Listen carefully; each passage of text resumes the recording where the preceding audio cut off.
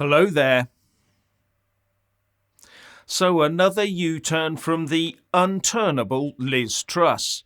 How many more will follow until she's forced out of office? And that is now inevitable.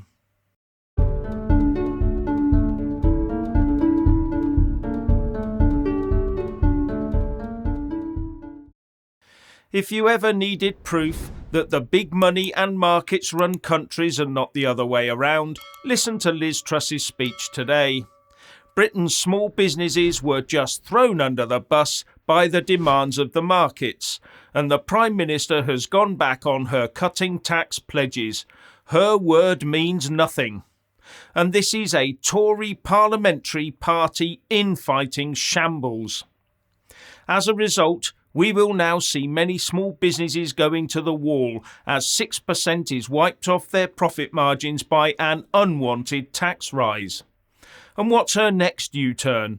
Brexit? Oh, and what's all that racket? Ow! Ow! Ah, yes. The sound of Tory MPs kicking themselves over ditching Boris Johnson and throwing away his 80-seat majority, and wondering whether they'll have a job in 2 months' time, let alone in 2 years.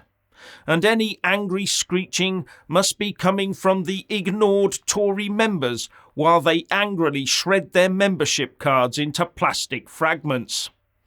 Yes, Tory MPs have refused to listen to the country by not getting Brexit done properly and by not addressing the issue of immigration. And now they thumb their noses at their own membership by doing their best to defenestrate their choice for PM, Liz Truss. The Tory party rules say this is how it works when selecting a new party leader, but MPs, of course, know better. And many Tory members are up in arms about it. However, the UK Constitution does dictate that the Prime Minister must have the confidence of the majority of MPs in the House of Commons. It says nothing about the majority of votes in their party membership. It might be that the Tory party rules need to change. In fact, the MPs have pushed back so hard that Liz Truss has felt forced to ditch her short-lived Chancellor, Kwasi Kwarteng, to try and deflect the blame. Kwarteng is now the second shortest-term Chancellor in history. The other one died in post. And then Truss ditches her plans not to increase corporation tax. But she's absolutely joined at the hip with the now sacked Kwarteng on these low tax leading to growth policies. So replacing Kwarteng with the relatively unpopular Remainer Jeremy Hunt won't do anything other than send more confused messages. And I'm surely not the only one who thinks that Hunt will work very closely with Remainer mandarins in the civil service to undermine Brexit wherever possible. And already the Tory parliamentary vultures are circling around the almost motionless Truss political corpse. But under the Tory party rules, Truss is safe from a vote of no confidence for just under a year. However, the 1922 committee can easily change those rules, of course. The Tories are not in a good place. And to say the markets are in turmoil about it is an understatement. Stand by for U-turn after U-turn from a Prime Minister who wanted to model herself on Thatcher and wasn't for turning. Except for turning away from too many press questions and scuttling away like she did today. And did any of this help sterling? Not as far as I could see. The pound continued to sink against both the US dollar and the euro throughout the afternoon and after her speech. And when asked about these developments, the Labour Party leader Sir Keir Starmer said, "A not unexpected reaction. And as well as having Angela Rayner, he could end up with Eddie Izzard and Diane Abbott kneeling and helping him run the country." Anyway, in their search to replace Truss, To get around giving those pesky Tory members the vote, Tory MPs could all get behind just one single unopposed candidate and completely circumvent an unwanted membership election. But that would put even more pyrotechnics among the very disgruntled Tory membership.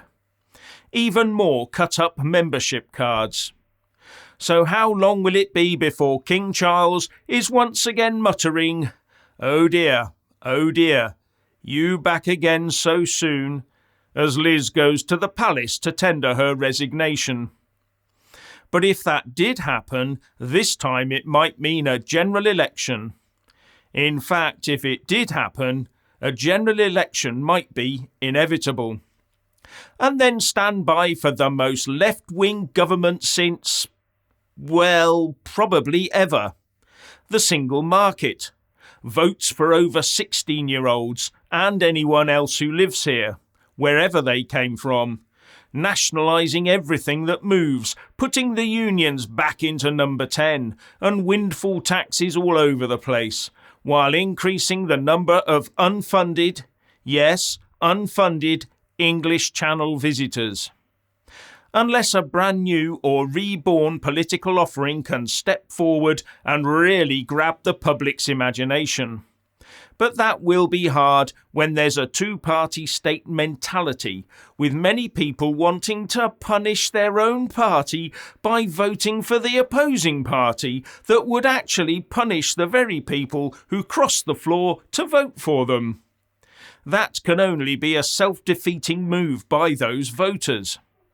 Why not vote for something you believe in? Surely that's the way.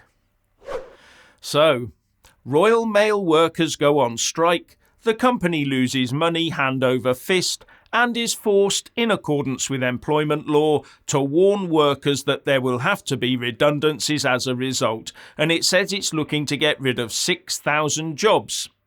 And the unions blame the bosses. But it's the law. They have to warn them.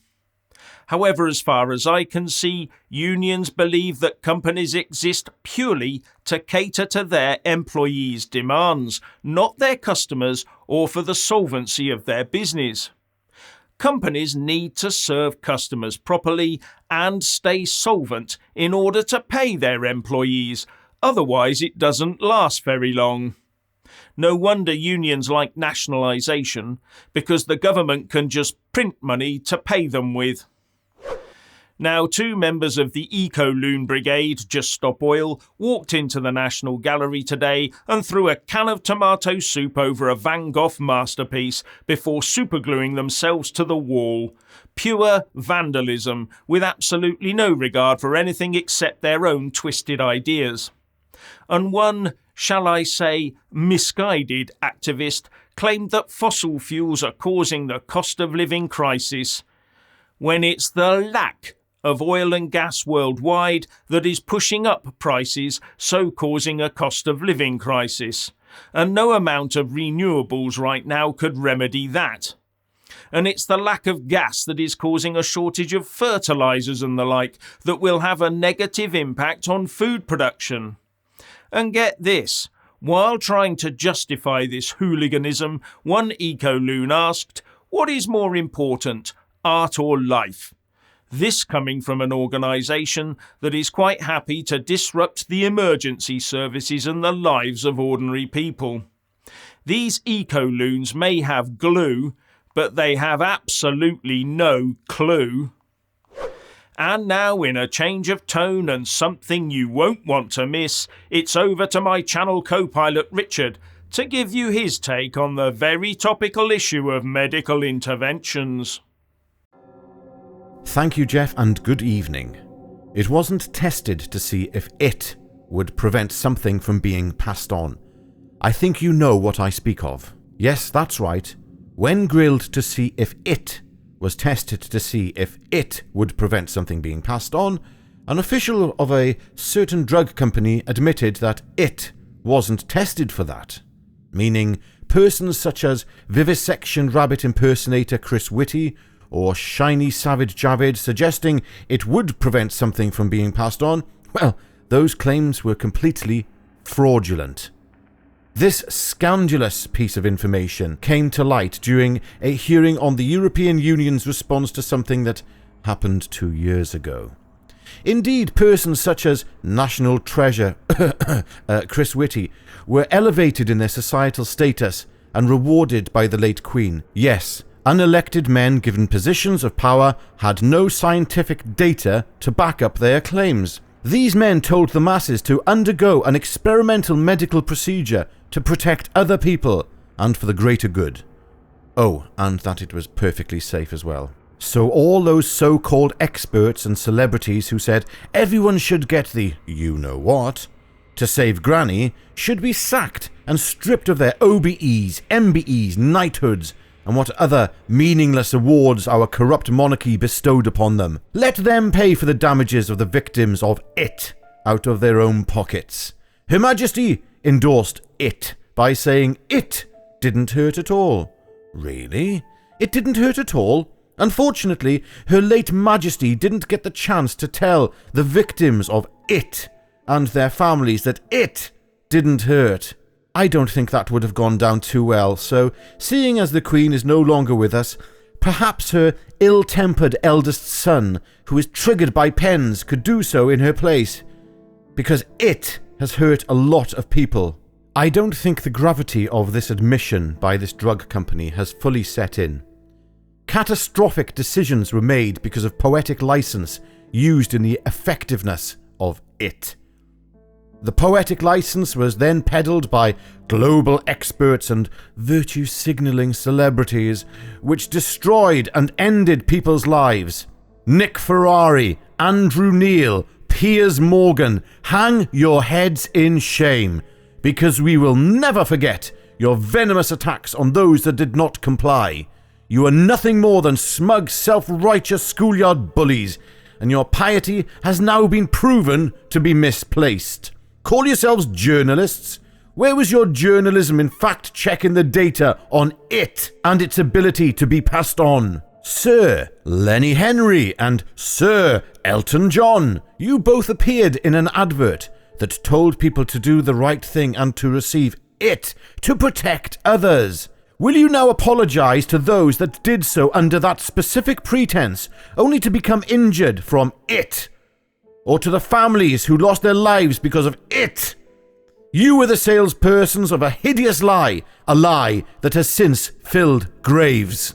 Our children now pass away suddenly at an increasingly alarming rate, yet we continue to conform and pay our taxes to the system that lied to us, as if we have a moral obligation to do so. Yes, the masses continue to comply. For now. Right, you lot, I'm off. Enjoy your weekend, and I'll see you on Sunday.